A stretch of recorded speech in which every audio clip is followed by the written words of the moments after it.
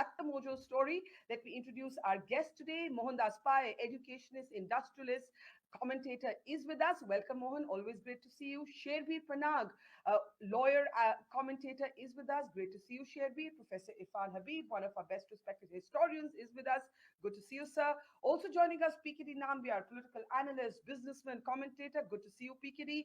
And joining us today for the first time is Sanjeev Gupta. Mr. Gupta has a very interesting thread on these issues on his Twitter timeline. Mr. Gupta has been former secretary in the government of India in the Home Ministry. Uh, there you can see the choppers that have been deployed in Uttarakhand to shower petals on the devotees. But I think Mr. Pai makes a very valid point in listing different states that are involved with different religions in different ways.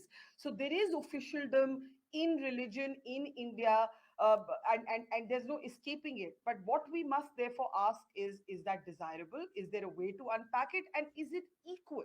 Is it equal? I think that is what is the heart of this conversation.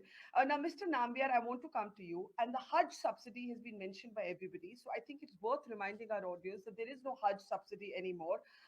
Let's bring up the developments on that. It was in 2012 that the Supreme Court first ordered the end of a Hajj subsidy.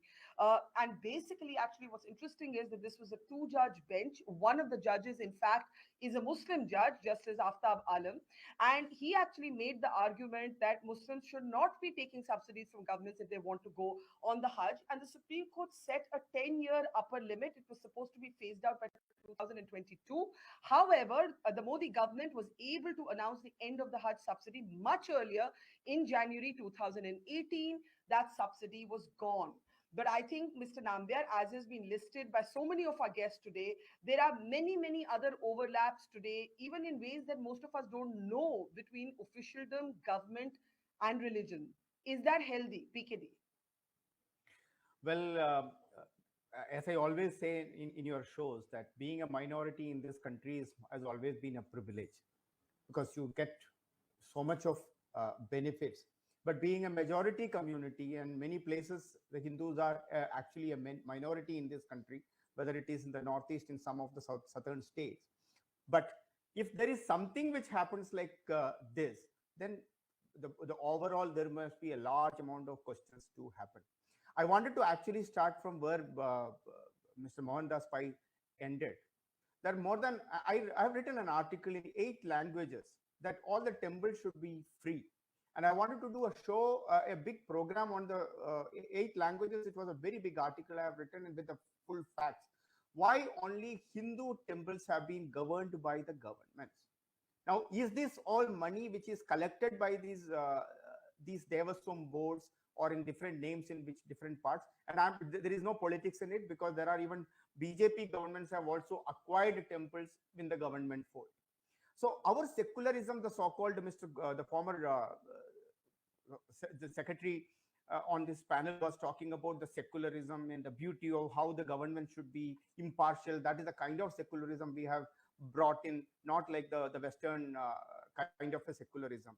But where have you seen that even in this year, as we speak, which we are talking about Kanwar Yatra of this season, in this year, how many states the state ministers have flagged off the Hajj inauguration in every state? Almost in every state, the minimum is the minority affairs ministers of that respective states have gone and waived off or see off or all those kind of a program which has been done in the Hajj. There was no discussion. There was not even, I'm just telling you, you just need to Google it. Since you have done a research, you will be able to find from north to south, irrespective of including the BJP. I don't think any of us are defending the Hajj subsidy. Yeah, and I'm saying including the BJP driven states. I'm not even talking about just the states which is the non-BJP states. But the problem is that before even that, more than 1 lakh temples are governed by the government. Why there are not even a major discussion? I approached myself to a couple of the TV channels and some of the people. I remember I sent this article to Mr. Pai also then. The idea was that nobody wanted to have a discussion on that. Is the Hindus of this country, about 100 or almost 100 crore of Hindus, don't even have the capacity and capability to manage their own temples and the places of belief system?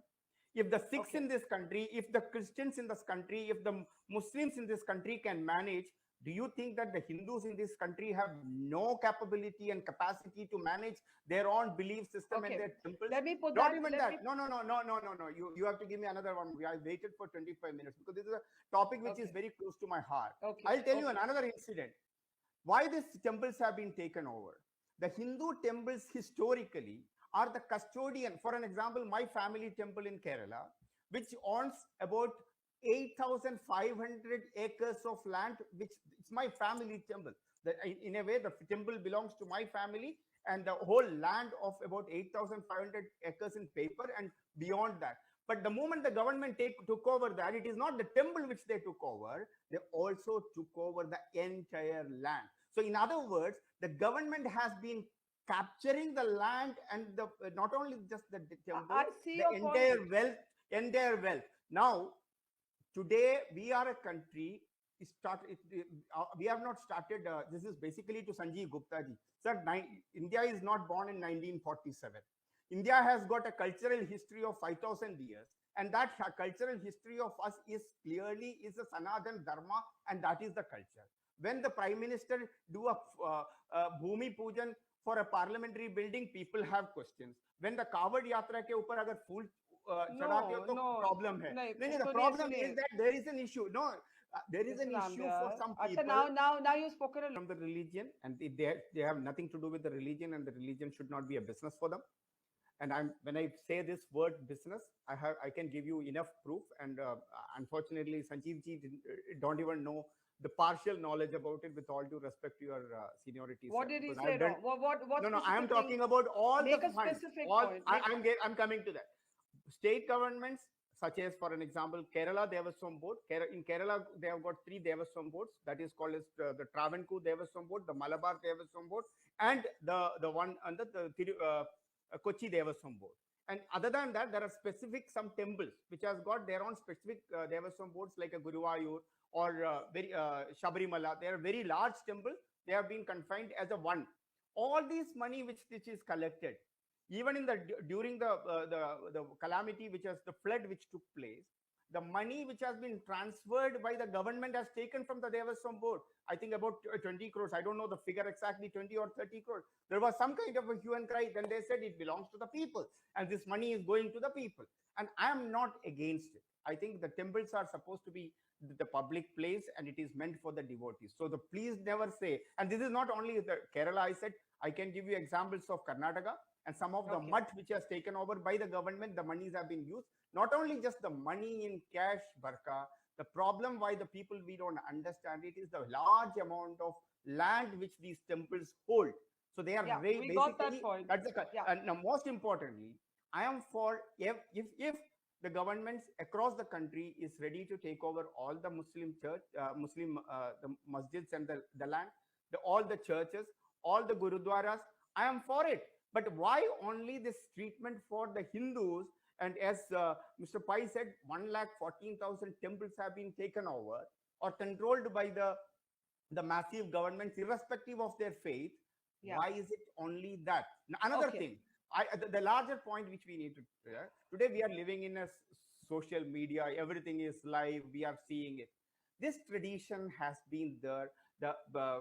For the floral tribute or for floral showering of to the Kawad Yatras, and similarly in many other yatras across the country, is been there not from today, more than hundreds and hundreds and hundreds of years. Even in the older time, if you really look at the history, that people, the Rajas and Maharajas used to do these particular stuff. So we have a Sanatan Dharma and the culture of India. It is not like somebody all that we have accepted every religion and every culture. All One that we second. are saying. One Let me speak. second. I wanted. I Let just me wanted at to. least just. I'll Okay. conclude that. That's all. Okay. I'm Okay. saying we as a civilization has accepted every religion, every culture, but that does not mean that I have surrendered my own identity as a Hindu No one culture, is saying Hindu that. civilization, Okay. and Okay. this is a part of my civilization. And Okay. people Let me who calm it are down, not Mr. ready to Nambiar. accept this needs to stay No, away. That's it. no. I think the debate is also very much triggered by the images, not of Muslims and Hindus and Christians that idea. Thank you very much, Sanjeev Gupta, Mohandas Pai, Irfan Habib, PKD Nambiar, and Sherbir Panag, who had to leave just a minute earlier, and to our audience. See you tomorrow.